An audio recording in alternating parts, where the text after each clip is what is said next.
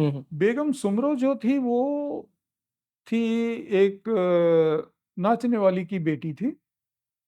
Height भी उसकी बहुत कम थी, लगभग 4.5 1 फीट की हाइट थी, लेकिन विल पावर बहुत थी। अच्छा। तो हाँ, वो लगभग 16-17 साल की ही थी जब उसका ये इसको सुमरो को कहीं उस वो नाच में पसंद आ गई और इसने उसको अपने घर ले लिया। कोई शादी वादी का रिकॉर्ड तो नहीं है, लेकिन धीरे धीरे वो इतनी इन्फ्लुएंशियल हो गई कि जो उसकी असली बेगम थी उससे ज्यादा इसकी चलने लगी। अच्छा। और जब सुमरो मरा तो उसके बाद उसका जो बेटा था उस बेगम से, सीनियर बेगम से, वो उत्तराधिकारी बना। अब आप देखो कि ये मर्सनरी की फौज थी, हम्म। इनका काम था अपनी सर्विस बेचना, हम्म। इनका कोई पक्का ठिकाना नहीं था।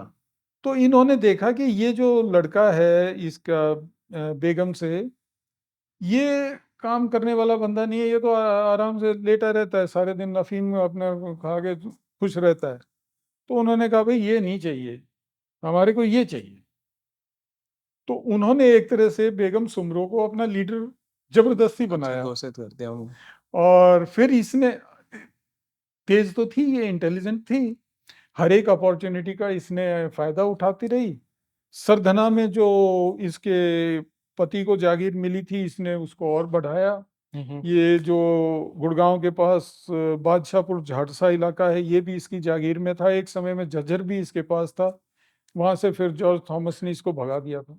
पर ये लगभग 1845 या 47 में मरी, 80 साल से ज्यादा की उम्र हाँ, हो इस गई थी। इसी के आसपास। और जब ये मरी तो इसका जो पूरे एसेट थे वो करोड़ों में थे। कुछ 55 करोड़ रुपए बताते हैं तब के। हाँ। तो और ये जो बड़ी बड़ी बिल्डिंग है, जैसे दिल्ली चांदनी चौक में जो स्टेट बैंक ऑफ इंडिया की बिल्डिंग वगैरह है, हम्म। या सरधाना में है इसका महल वगैरह,